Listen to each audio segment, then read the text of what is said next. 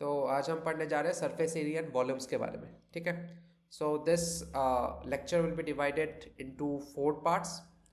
पहले पार्ट में हम सरफेस एरिया ऑफ कोन्स के बारे में पढ़ेंगे। उसके बाद हम सरफेस एरिया ऑफ स्पेयर्स के बारे में पढ़ेंगे। फिर वॉल्यूम ऑफ कोन्स के बारे में पढ़ेंगे। फिर वॉल्यूम ऑफ स्पेयर के बारे में पढ़ेंगे। ठीक है, तो now will be talking about surface area of cones. So cone is basically A 3D structure.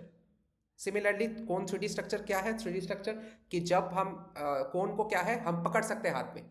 ठीक है, ये जो तुम्हारा आइसक्रीम वाला कोन है दैट इज ए कोन। ठीक है, उसको हाथ में पकड़ सकते हो ना, सो पकड़ सकते हो मतलब that is a 3D structure. ठीक है, और ट्राइंगल जो है that is the 2D counter part of cone. मतलब ट्राइंगल तो तुमसे पेज में ड्रॉ कर सकते हो, उस ट्राइंगल को कभी हाथ में नहीं पकड़ सकते। ठीक है, so that is actually a 2D structure. So cone हमारा 3D स्ट्रक्चर है। कोन में क्या होता है, ये ऊपर वाला जो पार्ट है ना, ठीक है, जो कर्व्ड पार्ट है, कोन दो पार्ट से बना हुआ है। एक कर्व्ड पार्ट और उसके नीचे लगा है क्या, एक डिस्क। ठीक है, एक डिस्क लगा है। तो दोनों जो पार्ट है इसका अलग अलग एरिया होता है। पहले हम पढ़ेंगे कोन के कर्व सरफेस एरिया के बारे में। ठीक है, सबसे पहले हम पढ़ेंगे कर्व्ड सरफेस एरिया। ठीक है, हम कर्व सरफेस एरिया के बारे में पढ़ेंगे। नाउ कर्व सरफेस एरिया क्या होता है हमारा, ये जो पार्ट है ना, ये तो पूरा कर्व्ड है ना। एक 3D का सोचो, तुम एक आइसक्रीम को इमेजिन करो। आइसक्रीम इमेजिन में जो कोन है, वो जो इस ये वाला जो पार्ट है, ऊपर वाला पार्ट, नीचे वाला पार्ट है, डिस्क वाला पार्ट नहीं। मैं ये चीज मिटा देता हूं ताकि कंफ्यूजन ना हो।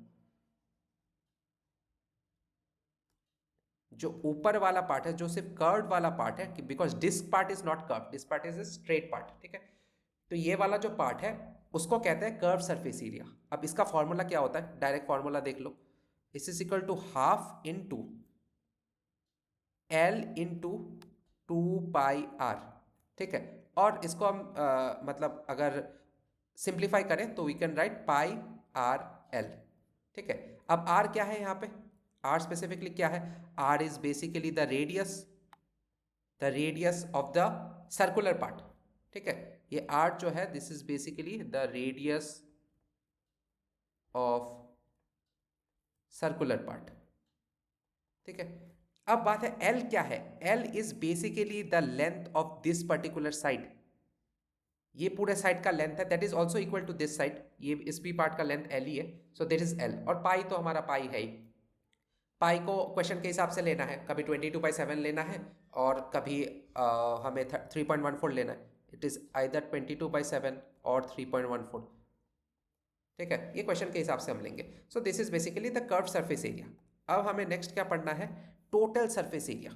अब टोटल सरफेस एरिया क्या होता है, total surface area, right. Total surface area क्या होता है, ये कर्व वाला पार्ट प्लस ये डिस्क वाला पार्ट, जो नीचे डिस्क लगा होगा ना उसका part, that is total surface area. Total surface area is what, curved part plus disc part, जो नीचे वाला पार्ट है, बॉटम पे, बॉटम वाला पार्ट। ठीक है, तो कर्व पार्ट का तो अभी हमने निकाल दिया ना surface area pi R L. और डिस्क पार्ट का क्या होगा, डिस्क का जो एरिया है वो क्या होगा, disc is basically a 2D स्ट्रक्चर। ठीक है, जो जिसका एरिया होगा पाई आर स्क्वायर। मतलब डिस्क तो हम इसको नॉर्मली एज ए सर्कल ऐसे कंसिडर करेंगे ना, तो जिसका अगर रेडियस आर है तो इसका एरिया क्या होगा, पाई आर स्क्वायर। ठीक है, तो पाई आर स्क्वायर हो जाएगा। So this will be what, इसको अगर मैं सिंप्लीफाई कर दूं तो it will be what, pi r, एक आर कॉमन ले सकता हूं और उसके बाद एल प्लस आर। ठीक है, समझ में आ गया ना ये। ठीक है, चलो this is the total surface area. So we have this curve part plus the disc part which is basically 2D part. तो ये सर्कल है तो पाई आर स्क्वायर, तो हमारा pi R L plus R. Now this two formulas are the most important formula for today's lecture. ये दोनों formula के base पे ही हम सब कुछ करेंगे आज के लेक्चर में। ठीक है, डायरेक्टली स्टार्ट करते हैं न्यूमेरिकल से, क्योंकि और यहाँ पे कुछ है ही नहीं, बस कैलकुलेशन पे ध्यान रखना है तुम्हें। पहला क्वेश्चन क्या है इसमें, find the curve surface area of a right circular cone whose slant height is 10 centimetre. अब ये जो मैंने बोला है ना, एल जो है बोला है मैंने, इसको बेसिकली स्लैंट हाइट कहते हैं। ठीक है, क्योंकि ये नॉर्मल हाइट नहीं है, ये थोड़ा सा स्लैंटिंग है ना, थोड़ा सा ऐसा ढला हुआ ढलान है ना इसका, तो इसको स्लैंट हाइट कहते हैं। और जो ऐसे आएगा नॉर्मल, जो कि बिल्कुल परपेंडिकुलर होगा, that is basically what, the altitude और द हाइट। इसको नॉर्मली हाइट कहेंगे और एल को कहेंगे हम स्लैंट हाइट, ठीक है। तो हाइट का यहाँ पे कुछ है नहीं वैसे, आज सिर्फ स्लैंट हाइट के ऊपर ही क्वेश्चंस करेंगे। तो यहाँ पे बोला है कि कर्व सरफेस एरिया निकालना है जिसका स्लैंट हाइट है 10 सेंटीमीटर, मतलब एल जो है उसका वैल्यू दिया है 10 सेंटीमीटर, ठीक है। और बेस रेडियस क्या है 7 सेंटीमीटर, बेस रेडियस मतलब यहाँ से यहाँ तक का हमारा है 7 centimetre. And obviously this is a cone, तो ये वाला पार्ट सीधा नहीं होगा, सॉरी ये वाला पार्ट सीधा नहीं होगा, वो सर्कुलर होगा ऐसे। Okay, so this part will be like this, ठीक है। तो ये हो जाएगा हमारा 7 सेंटीमीटर। तो simple, l is equal to हमारा दिया है 10, आर इज इक्वल टू दिया है 7, तो हमें निकालना क्या है curve surface area. Curve surface area क्या होगा, सी एस ए करके मैं मेंशन करता हूँ। कर्व सरफेस एरिया मतलब क्या, पाई आर एल, ही तो था। तो अभी देखो पाई को क्या लेना चाहिए, ठीक है, 3.14 और 22/7, तुम्हारे हिसाब से यहाँ पे क्या लेना चाहिए पाई को? ये हम कैसे डिसाइड करते हैं कि पाई को क्या लेना चाहिए, देखो मैं बताता हूँ। पाई को तुम पाई ऐसे लिख लो, आर को लिख दो 7 और एल को लिख दो 10। अब 3.14 अगर लोगे तो ये पॉइंट वाला कैलकुलेशन कॉम्प्लेक्सिटी एक आ जाता है। ऊपर से यहाँ पे तो 7 मल्टीप्लाइड है ना, तो 22/7 अगर लूँ तो 7 7 कट जाता है ना, तो हमारा कॉम्प्लेक्सिटी भी कम हो जाएगा, हमारे लिए आसान हो जाएगा। तो इसको ना ऐसे तुम्हें समझ के थोड़ा सा लेना है कि 3.14 ले या 22/7 ले, उसको हम कैलकुलेशन के हिसाब से लेंगे। सो यहाँ पे 22/7 ले लेते, इंटू 7 इंटू 10। देखो 22/7 लेने से क्या हुआ, ये 7 कट गया, तो हमारा क्या बचा 22 into 10 which is what 220 centimetre square. Always remember the unit will be centimetre square because this is a surface area, ठीक है। ये एरिया है ना, तो एरिया का जो यूनिट होता है वो हमेशा सेंटीमीटर स्क्वायर, मीटर स्क्वायर ऐसे होगा। चलो नेक्स्ट क्वेश्चन, बहुत आसान है यहाँ पे question. The height of A cone is 16 centimetre and is base radius is 12 centimetre, ठीक है। तो ये समझ लेना, मैं बार बार ड्रॉ नहीं कर रहा हूँ ऐसे सर्कुलर पार्ट, समझ लेना वो कोन ही है। तो यहाँ पे बोला हाइट और बेस, तो यहाँ पे हमारा रेडियस क्या हो जाएगा 12 सेंटीमीटर, ठीक है। और क्या वो बताया, हाइट अभी बताया, अभी स्लैंट हाइट नहीं बताया, अभी हाइट बता रहे हैं। तो ये होगा हाइट, हाइट मतलब यहाँ पे 90 डिग्री, ठीक है 90 डिग्री। तो this is what height of A cone is 16 centimetre, ठीक है। Find the curve surface area and the total surface area. अरे कर्व सरफेस एरिया और टोटल सरफेस एरिया के लिए हमें एल चाहिए होगा ना, तो एल को कैसे निकालेंगे, इस वाले ट्राइंगल से हम एल को निकाल सकते हैं। ये वाला हमारा एच है, ये वाला आर है और ये वाला एल है और ये 90 डिग्री है, मतलब हम पाइथागोरस थ्योरम से l square is equal to r square plus a square लिख सकते हैं। L square is equal to क्या, आर स्क्वायर मतलब 12 स्क्वायर और एच स्क्वायर मतलब क्या 16 स्क्वायर। तो L square is what 12 square कितना होता है 144, ये कुछ स्क्वायर्स याद रखने पड़ेंगे। और 16 square is what I think it's 256, right. चलो ये हो गया। तो L square is equal to 256 plus 144 is what 400। तो एल क्या आएगा root over of 400 which is what 20 centimetre. चलो अब एल निकल गया, अब क्या चाहिए हमें, C S A curve surface area निकालेंगे which is what pi are L. अब यहाँ पे बता दिया है पहले क्वेश्चन में पाई इज इक्वल टू 3.14 ही लेना है, तो तुम 22/7 नहीं ले सकते, ऑब्वियस सी बात है। तो 3.14 इंटू आर कितना है हमारा, आर 12 है और एल कितना है 20। अब देखो इसको कैलकुलेट करना है, कैलकुलेट में क्या करेंगे 2 इंटू 10 है ना यहाँ पे, तो एक 10 यहाँ पे ले जाता है, तो it will be what 31.4 into 12 into 2 which is equal to what 31.4 into 24। अब इसको तो कैलकुलेट करना ही पड़ेगा, कुछ कर नहीं सकते। 31.4 इंटू 24 16 1 ये 12 और दिस इज व्हाट 8 2 और 6, तो 6 हो गया यहाँ पे 8 प्लस 5 क्या हो गया 3 1 5 7 और यहाँ पे एक के बाद पॉइंट, तो 753.6 सेंटीमीटर स्क्वायर। तो यही बात है, इसमें कैलकुलेशन में थोड़ा सा टाइम चला जाता है। और क्या निकालना है total surface area, total surface area का फॉर्मूला क्या था pi R L plus pi are square, ठीक है। तो इसको तुम ऐसे भी ले सकते हो पाई आर, ये है पाई, ठीक है, pi R L plus r ऐसे लिख सकते हो तुम इसको। Pi is what 3.14, r is what 12 into l is what l हमें अभी हमने निकाला 20 plus r is again 12, so this will be what 3.14 into 12 into 20 plus 12 is what, 32. So 32 into 12, okay, 32 12 ये हो गया into 3.14. This will be around 1205.76 centimetre square. अब ये सब कैलकुलेशंस की प्रैक्टिस करना. यहाँ पे तो सिंस मैंने डायरेक्टली कैलकुलेटर से कर दिया, ठीक है, पर तुम्हें तो कैलकुलेटर नहीं मिलेगा, तो ये सब कैलकुलेशंस भी प्रैक्टिस करना. Next, a corn shaped something like a cone, ठीक है, कॉर्न तो कोन जैसा ही ऑलमोस्ट होता है, has a radius of its broadest end as 2.1 centimetre. Radius of its broadest end मतलब ये सब तो जैसे मैंने बोला ना, ये सब जस्ट वर्ड्स है, ठीक है, तो मैं समझ लेना रेडियस क्या है, वो हमारा 2.1 सेंटीमीटर है रेडियस, ठीक है. और हाइट क्या है, 20 सेंटीमीटर. हाइट्स दिया है 20 सेंटीमीटर. यहाँ पे स्लैंट हाइट नहीं दिया है, यहाँ हाइट दिया है. हाइट कितना दिया है, 20 सेंटीमीटर, ठीक है. If each 1 centimetre square of the cone carries an average of 4 grains, मतलब 1 सेंटीमीटर स्क्वायर में हमारा क्या हो जाता है, 4 ग्रेन्स होता है, ठीक है. कॉर्न के जो छोटे छोटे ग्रेन्स होते हैं वो. Average of 4 grains, how many grains would you find in the entire. अच्छा, हाउ मेनी ग्रेन्स हमें निकालना है. अब एक चीज देखो, इसमें तुम्हें सोचना पड़ेगा कि तुम्हें क्या निकालना है. यहाँ पे क्या बोला है, this is A corn shape thing, ठीक है. तो यहाँ पे जो ग्रेन्स है, कॉर्न शेप में जो ग्रेन्स होंगे, अगर सोचो ग्रेन्स तो सारे कर्व सरफेस एरिया पे ही ना होंगे, ठीक है. वो डिस्क वाला जो पार्ट है नीचे थोड़ी ना कॉर्न उगता है, वो जो कर्व सरफेस है उसी में वो जो ग्रेन्स रहते हैं वो सब चिपके हुए रहते हैं ना.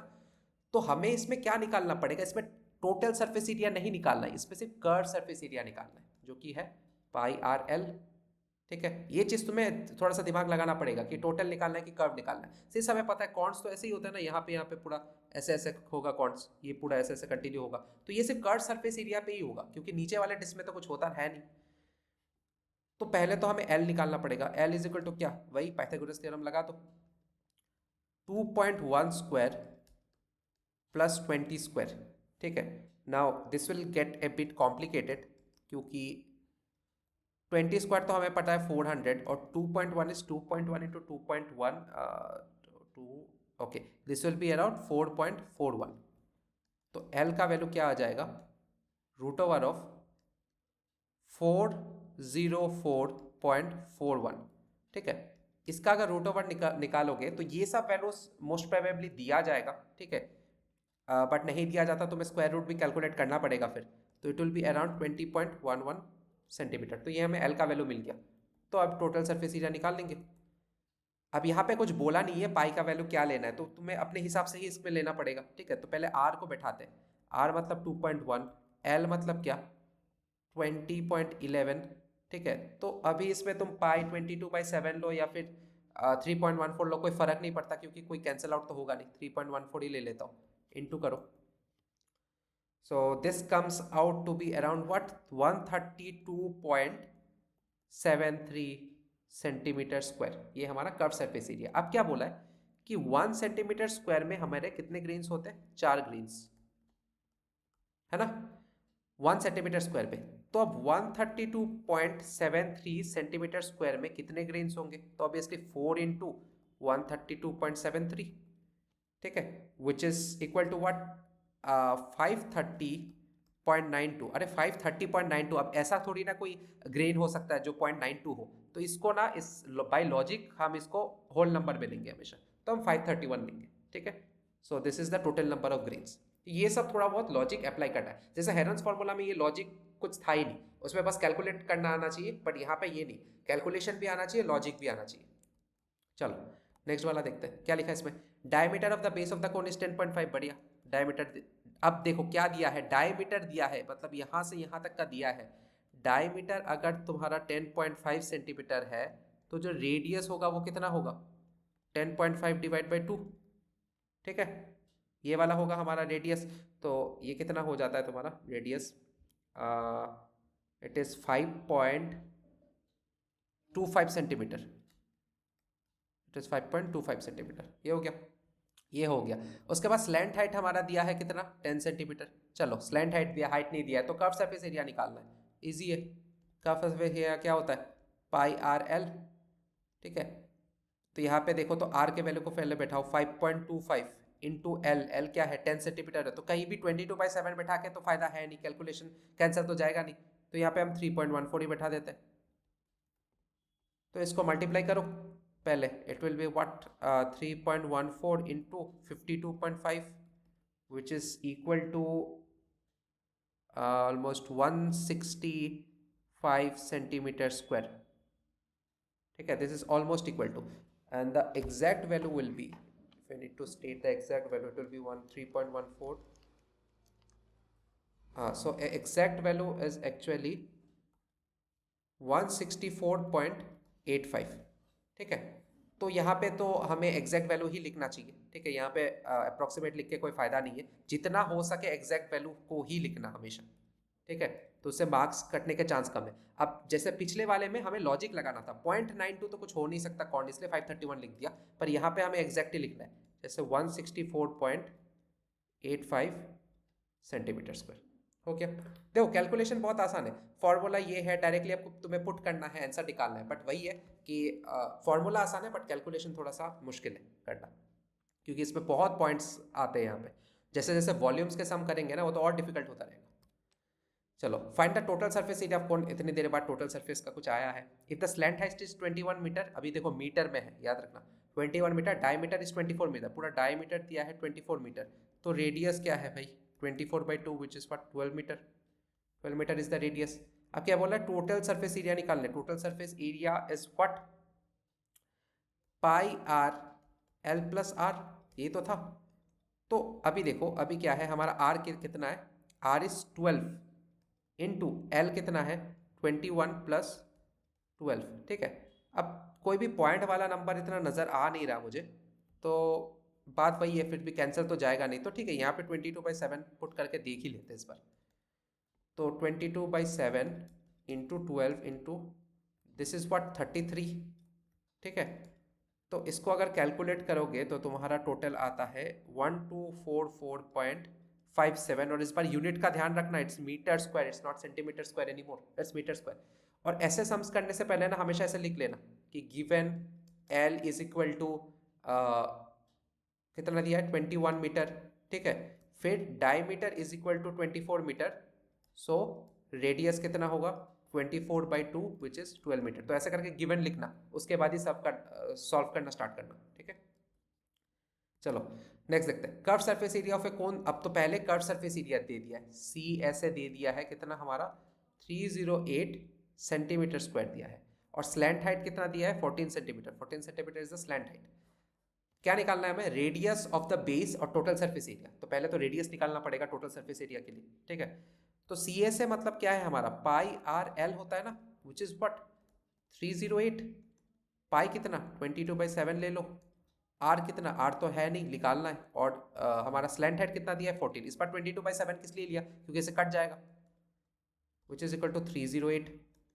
तो यहाँ पे ये कट गया, ये 2 से कटा, फिर आर क्या होगा 308 डिवाइडेड बाई 22 इंटू 2।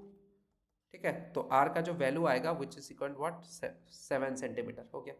अब हमें क्या निकालना है कि टोटल सरफेस एरिया, पहला वाला तो रेडियस हमने निकाल लिया, ये वाला रेडियस है, अब निकालना है हमें total surface area. Total surface area क्या होता है pi R L plus r, वही फॉर्मूला है।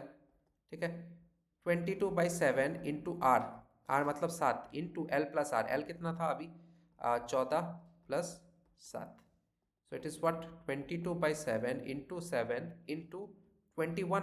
तो 7 से 7 को कैंसिल कर दो, it is what 22 into 21 which is equal to 462। बस, ठीक है, तो ऐसे हमेशा सोच समझ कर लेना कि 22/7 लेना या 3.14 लेना। यहाँ पे 3.14 लेते तो बेकार में पॉइंट पे आंसर आता, कॉम्प्लिकेटेड सा हो जाता। ठीक है, जरूरत ही नहीं है, यहाँ पे 7 कैंसिल जा रहा है।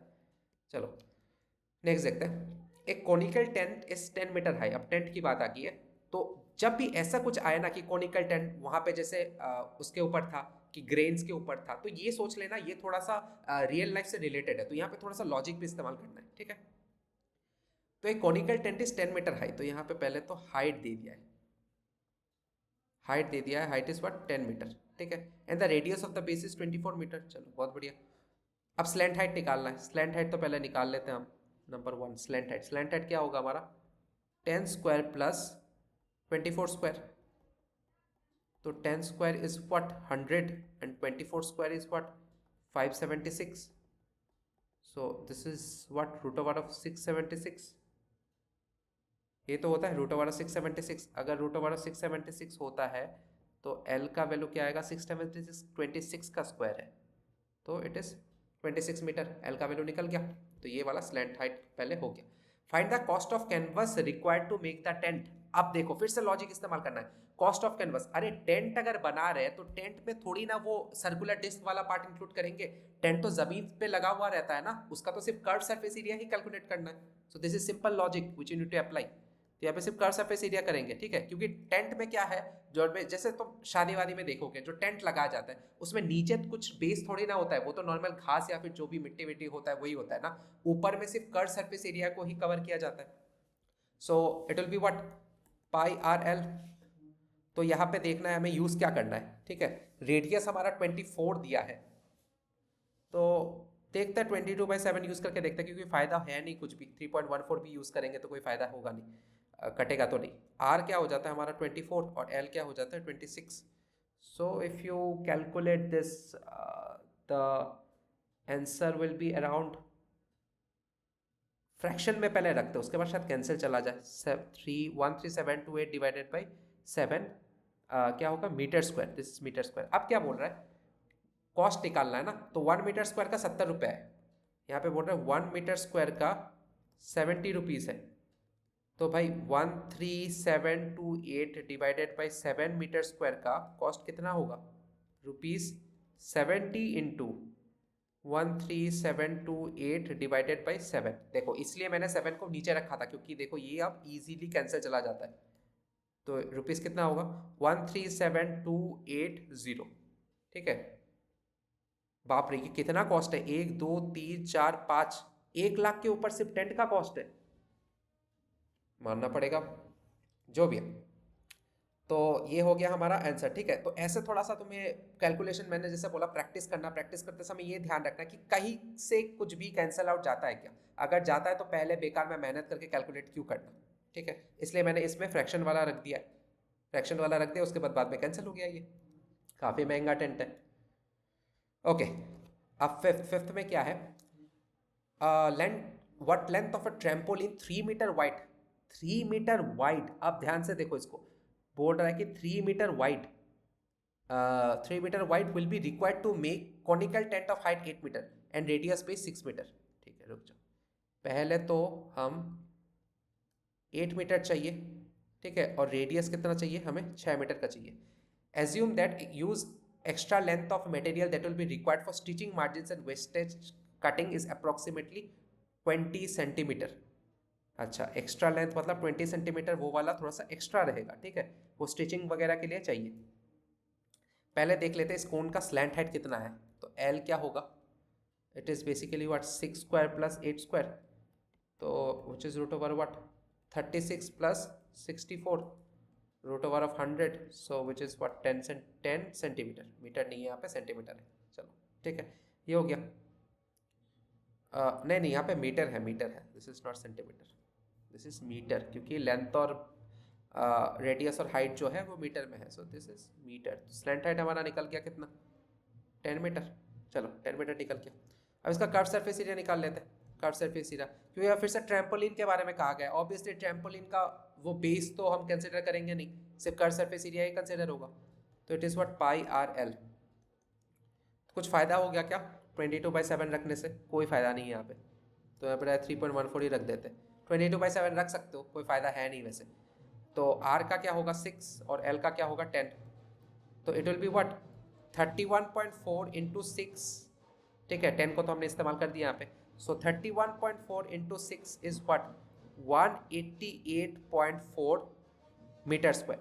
राइट नाउ अब यहाँ पे दिया गया है कि ट्रैम्पोलिन का जो विड्थ है वो कितना होना चाहिए 3 मीटर होना चाहिए. सो यहाँ पे लिखना है ऐसे, width of trampoline, width of, अच्छा this will be tarpaulin not trampoline, ये गलती से प्रोनाउंस हो गया. this is tarpaulin. okay, so this is tarpaulin is what 3 metre. ठीक है, width of tarpaulin is 3 metre बोला है। अब बोला है कि यहाँ पे 20 सेंटीमीटर तो वो जाएगा मार्जिन कटिंग में, कटिंग वगैरह में जाएगा, ठीक है। अब विड्थ इतना हो चाहिए हमें, लेंथ हमें बोला नहीं किया, तो length let be x, length को हम एक्स मान लेते हैं, ठीक है। लेंथ हमें बताया नहीं गया है, तो लेंथ हमें कितना चाहिए वो हम एक्स वो कर लेते हैं, क्योंकि एक्चुअली लेंथ ही निकालना है ना, व्हाट लेंथ ऑफ टारपोलिन बोला है ना, तो लेंथ एक्स मान लेते हैं। अब यहाँ पे क्या बोला है कि 20 सेंटीमीटर जो है वो तो वेस्टेज जाएगा, ठीक है, 20 सेंटीमीटर तो वेस्टेज जाएगा, तो कितना लेंथ हमें लगेगा इसको बनाने में सिर्फ, तो टोटल लेंथ रिक्वायर्ड, देखो ये x मीटर है, ठीक है, दिस इज x मीटर, तो टोटल लेंथ रिक्वायर्ड क्या होगा x माइनस 0.2 मीटर, क्योंकि ये 0.2 मीटर तो उसमें जाएगा, वेस्टेज में जाएगा। अब मैंने 0.2 मीटर लिया, याद रखना, यहाँ पे 20 सेंटीमीटर दिया ना, इसको मीटर में कन्वर्ट कर लेना, क्यों, क्योंकि यहाँ पे सब कुछ हम मीटर में ले रहे हैं, ठीक है। तो this is the total length required to make the tarpaulin is x minus 0.2, क्योंकि x टोटल लेंथ है, उससे से 20 सेंटीमीटर हमारा कट जाएगा वेस्टेज में, तो अब रिक्वायर्ड क्या है इतना, तो ये हो गया हमारा, ठीक है। अब जो टारपोलिन बनाने में जो रेक्टेंगुलर शीट, अच्छा टारपोलिन बेसिकली क्या होता है, this is basically rectangular sheet, ठीक है, इसको कहते हैं टारपोलिन, ये पहले जान लो, क्योंकि नहीं तो कंफ्यूज हो जाएगा कि ये शेप कौन सा है, टारपोलिन है, ठीक है। इसका लेंथ कितना हमने निकाला, अभी लेंथ कितना निकाला x माइनस 0.2, और ब्रेथ हमें कितना पता है, वहां पे दिया है वाइड 3 मीटर, तो एरिया क्या होता है रेक्टेंगल का, length minus breadth, sorry length into breadth, और इसका एरिया किसके बराबर होगा, that will be equal to the conical tent का area, so this is what 188.4। अब यहां से हम x को आराम से कैलकुलेट कर सकते हैं, this will be what 3x minus 0.6 which is 188.4, so 3x will be what 188.4 plus 0.6, so this will be what 189, तो x क्या हो जाता है 189 divided by 3, so 3 6 are 3 3s are, so x is what 63 metre, ये हमारा निकल गया x का वैल्यू, ठीक है, which is the total length of tarpaulin sheet required, तो ये टोटल लेंथ है जो हमें निकालना है, ठीक है। उसके बाद यहाँ से वेस्टेज जाएगा 0.2 मीटर का, तो ये वाला जो टारपोलिन है उसको बनाने के लिए जो नेट लेंथ लगेगा वो कितना लगेगा 0.2 मीटर जाएगा, तो विच इज व्हाट 62.8 मीटर लगेगा, ठीक है। बट हमें बोला कि टोटल लेंथ कितना चाहिए, तो हमने यहाँ तक ही हम छोड़ देंगे इसको, टोटल लेंथ इतना ही चाहिए हमें, ठीक है। चलो ये वाला थोड़ा सा लॉजिकल क्वेश्चन था। अब नेक्स्ट वाला देखते हैं, यहाँ पे क्या बोला है कि the slant height and base diameter, colour change कर लेते हैं, चलो, the slant height and base diameter of a conical tomb, बस यही समझ लेना कि जो भी टर्म्स दिया जाए ये कोन के बारे में कह रहा है, ठीक है। Conical tomb what 25 metre and 14 metre, 25 metre और 14 मीटर है, ठीक है। The slant height and base diameter, so slant height कितना है 25 मीटर, और बेस डायमीटर कितना है हमारा, डायमीटर दिया, याद रखना डायमीटर इज 14 मीटर, तो मतलब रेडियस क्या है d/2, 14/2 which is what 7 metre, तो रेडियस हमारा 7 मीटर हो गया, और ये हमारा स्लैंट हाइट हो गया 25 metre. Find the cost of white washing its curve surface, white wash करना है, ठीक है। अब व्हाइट वॉश का मतलब पता है क्या होता है, this is basically white wash मतलब कलर करने से पहले तुमने देखा है ना एक वो उसका लेयर लगाते हैं, ठीक है, चूना का एक लेयर लगाते हैं, बेसिकली बहुत कुछ मतलब कुछ वहाँ पे मिक्सड होता है, I really forgot it's chemical formula, but वहाँ पे एक लेयर लगता है व्हाइट कलर का, ठीक है, उसके बाद उसके ऊपर पेंट चढ़ाया जाता है, तो that is basically white washing, ठीक है। अब बोल रहा है कि एट द रेट ऑफ 210 पर 100 मीटर स्क्वायर, 100 मीटर स्क्वायर, तो पहले तो हमें एरिया निकालना है, ठीक है, एरिया निकालना है। इसमें भी सेम ही केस है, याद रखना, इसमें भी जो निकलेगा ना वो भी आपका तुम्हारा कर्व सरफेस एरिया ही निकलेगा, वो नीचे वाला एक टोम है, ठीक है, टोम मतलब एक समझ लो एक पिरामिड जैसा है, तो उसका नीचे थोड़ी ना, नीचे तो जमीन ही होगी ना, तो नीचे वाला पार्ट तो हमें कंसिडर ही नहीं करना है, तो हमें कर्व सरफेस एरिया निकालना है, so which is pi are L. तो देखते हैं यहाँ पे उसको कुछ कैंसिल जा सकता है, तो इसके 22/7 लेंगे, आर कितना है, आर 7 है, और एल कितना है 25 है, तो इसको कैंसिल चला गया, तो we are left with 22 into 25, okay, 22 into 25 which is equal to what 550 metre square, ये हो गया हमारा कर्व सरफेस एरिया। चलो अब क्या बोल रहा है कि पर 100 मीटर स्क्वायर के लिए हमें 210 रुपया चाहिए। 100 मीटर स्क्वायर के लिए कितना चाहिए? 210 रुपये चार्ज होता है, ठीक है। अब 1 मीटर स्क्वायर के लिए कितना एरिया चाहिए होगा, कितना रुपीस चाहिए होगा? 210 divide by 100। This is what this method is known as unitary method. ये बचपन में सीखा होगा। This is known as unitary method. मतलब पहले एक का निकाल लेते हैं, उसके बाद जितना चाहिए उसका। तो 550 मीटर स्क्वायर के लिए कितना चाहिए? 550 मीटर स्क्वायर के लिए 210 डिवाइड बाई 100 इंटू 550। ये जीरो इसके साथ गया, ये जीरो इसके साथ कटेगा, तो क्या बचा हमारे पास? ₹21 into 55 which is equal to what? ₹1155। So this is the cost of white washing. नीचे अच्छे से लिख देना। सो the cost, total cost of white washing will be ₹1155। ये लिख देना अच्छे से। Okay, so the next question is a joker's cap is in the form of a right circular cone of base radius 7 centimetre. तो यहाँ पे बताया गया है कि जो बेस रेडियस है दैट इज व्हाट 7 सेंटीमीटर, और जो हाइट है दैट इज व्हाट, जो हाइट है दैट इज 24 सेंटीमीटर। ठीक है, हाइट हो गया हमारा 24 सेंटीमीटर। तो पहले तो स्लैंट हाइट निकाल लेते हैं। स्लैंट हाइट क्या होगा? 24 square plus 7 square. So L is equal to what? 24 मतलब 576 और 7 मतलब 49, 7 square 49। So L is equal to what? Root over of 625 which is equal to what? 25 centimetre. सो ये तुम्हारा कितना हो गया? 25 सेंटीमीटर। अब ऐसे हमें 10 कैप्स टोटल बनाने, ठीक है। तो पहले का कर्व सरफेस एरिया निकाल लेते हैं। सो जैसा देखो यहाँ पे कैप्स बोला गया है, ऑब्वियसली एक लॉजिकल पॉइंट ऑफ व्यू से सोचो, कैप्स में हमें नीचे जो डिस्क वाला पार्ट है या सर्कुलर वाला पार्ट है वो तो हमें चाहिए नहीं। कैप्स में वो जगह तो खाली रहता है, तो हमें क्या कैलकुलेट करना है? सिर्फ कर्व सरफेस एरिया। तो इस जगह पे अगर टोटल सरफेस एरिया कैलकुलेट करोगे तो वो गलत हो जाएगा। So the curve surface area is what? Pi R L which is 22/7 into r is what? 7 into l is what? 25. So this will be what? 22/7। ये 7 7 कट जाता है which is what? 22 into 25, ठीक है, which is equal to 550 centimetre square. Now अब बोला 10 caps बनाने में कितना एरिया लगेगा? Area required to make 10 caps is 550 into 10 obviously which is what? 5500 centimetre square. बस इतना ही करना था। Find the area of the sheet बोला है। एग्जाम में ना सिर्फ एरिया ही लिखा होगा, बस तुम्हें लॉजिकली ये जानना पड़ेगा कि हमें कर्व सरफेस एरिया निकालना है या टोटल सरफेस एरिया निकालना है। ये पूरा लॉजिक के ऊपर है। चलो एक लास्ट क्वेश्चन देख लेते हैं। A bus stop is barricaded from the remaining part of the road. ठीक है, एक बस स्टॉप को बैरिकेड किया गया है दूसरे रोड के दूसरे पार्ट्स में बाय यूजिंग 50 हॉलो कोन्स। अच्छा, वो जो कॉन्स रहता है ना, जो जैसे हमारे VLC मीडिया प्लेयर जैसे देखा है ना, उसका जो सिंबल है वैसे टाइप के कोन से बैरिकेड किया गया। तो 50 हॉलो कोन्स, ठीक है, made of recycled cardboard. Each cone has a base diameter of 40 centimetre. अब बोल रहे हैं कि बेस डायमीटर 40 सेंटीमीटर है, तो रेडियस क्या होगा? पहले ये लिख लो, 20 सेंटीमीटर हो गया हमारा रेडियस, ठीक है।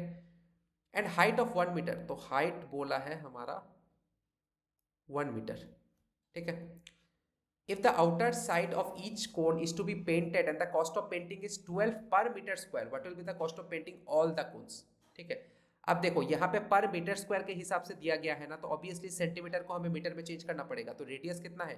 20 सेंटीमीटर, इसको मीटर में चेंज करो विच इज व्हाट? 0.2 मीटर, ठीक है। तो पहले तो हमें स्लैंट हाइट निकालना है। सिमिलरली यहाँ पे बोला है होलो cons.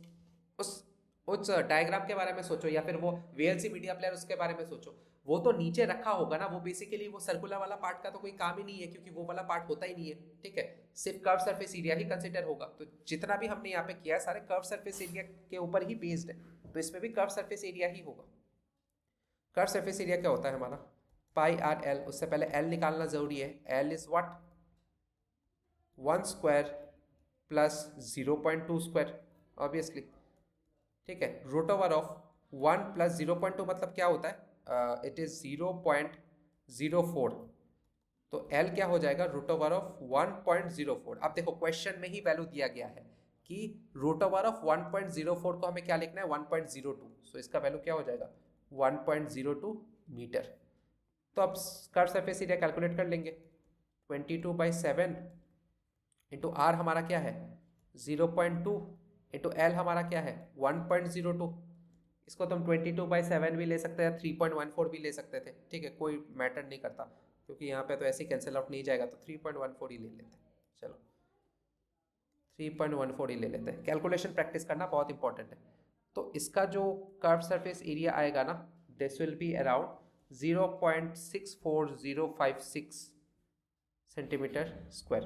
Oh I am sorry, it will be metre square, it will be metre square. अब इतने डेसिमल प्लेसेस तक वैल्यू लिखने की कोई ज़रूरत है नहीं, 3 डेसिमल प्लेसेस तक लिखने से ही होगा, या फिर 0.64 भी लिख लो तब भी चलेगा, ठीक है। तो टोटल कर्व सरफेस एरिया क्या होगा, total curve surface area of 50 cones, क्योंकि 50 कोन पेंट करना है ना, 50 कोन्स क्या हो जाएगा 50 into 0.64056 which is equal to what, it is 32.028। जैसे मैंने बोला सिर्फ 3 डिजिट तक रखने से ही काफ़ी है, मीटर स्क्वायर। अब चलो क्वेश्चन पे आ जाता है। अब बोल रहा है कि टोटल कॉस्ट लगाना है ना, 1 मीटर स्क्वायर को करने में कितना रुपए लगता है, 12 रुपये। मतलब 1 मीटर स्क्वायर के लिए कितना रुपए लगेगा, 12 रुपये। तो 32.028 मीटर स्क्वायर को करने के लिए कितने रुपए लगेंगे, 12 into 32.028 which is what, rupees 384.34। तो ये हो गया हमारा टोटल कॉस्ट, ठीक है। और अच्छे से नीचे ऐसा आंसर लिख देना, सो the total cost of painting all this cones will be 384.34, ठीक है। तो बस यही था हमारे सरफेस एरिया ऑफ कोन्स के ऊपर। हम बाकी एक्सरसाइजेस में हम surface area of sphere, volume of cone, volume of sphere, ये सब भी पढ़ेंगे। तो आज के लिए बस इतना ही। अब बताओ ये समझ में आया कि नहीं।